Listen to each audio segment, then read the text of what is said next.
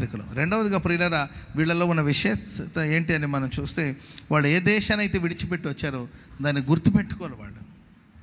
ఒకవేళ ఆ దేశాన్ని గుర్తుపెట్టుకుని ఉంటే మరలా తిరిగి వెళ్ళిపోయేవాళ్ళేమో, వెళ్ళిపోతామేమో మరలా అని చెప్పి ఆ దేశాన్ని మర్చిపోయారు. లోకం వద్దనుకునే మనం వచ్చాం, లోకాన్ని మర్చిపోవాలి. పాపం వద్దనుకునే వచ్చావు, ఆ పాపాన్ని మర్చిపోవాలి. ఆ వ్యసనాలు వద్దనుకునే వచ్చావు, ఆ వ్యసనాలు మర్చిపోవాలి. ఈ త్రాగుడు వద్దనుకొని వచ్చావు, దాన్ని విడిచిపెట్టాలి.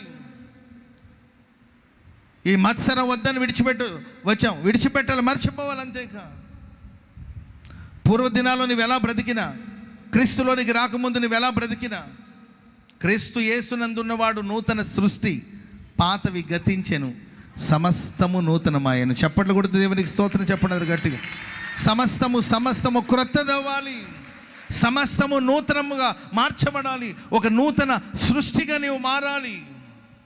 ఎక్కడ గుర్తు, కొంతమంది చూడండి, కుక్క తన వాంతికి తిరిగినట్లు, కడగబడిన పంది మరల బురదలోనికి దొరికినట్లు విడిచిపెట్టిన పాపములు మరలా పడుతుంటారు.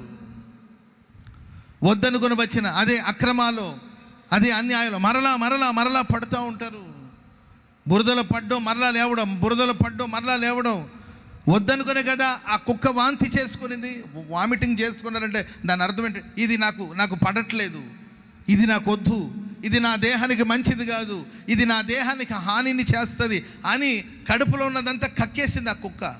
వద్దనుకునింది, మరలా అటు తిరిగి ఇటు తిరిగి మరలా వాంతికి తిరిగినట్లు కొంతమంది జీవితం మరలా పాప వైపు, మరలా చీకటి వైపు అడుగులు వేస్తూ ఉంటారు. ఈ అబ్రహాం, ఇస్సాకు, యాకోబులు వాళ్ళు ఏ దేశాన్ని అయితే విడిచిపెట్టి వచ్చారో దాన్ని మరచిపోయారు. స్తోత్రం చెప్పండి అందరూ గట్టిగా. ఎందుకంటే వాళ్ళు మరీ శ్రేష్టమైన దేశం, పరలోక సంబంధమైన మరీ శ్రేష్టమైన దేశంలో, అంటే పరలోక దేశంలో, అంటే పరలోకంలో ప్రవేశించాలని వాళ్ళు కోరుకున్నారండి. దేవుడు అందును బట్టి వాళ్ళ దేవుడని అనిపించుకోవడానికి సిగ్గుపడలేదంట. Praise the lord.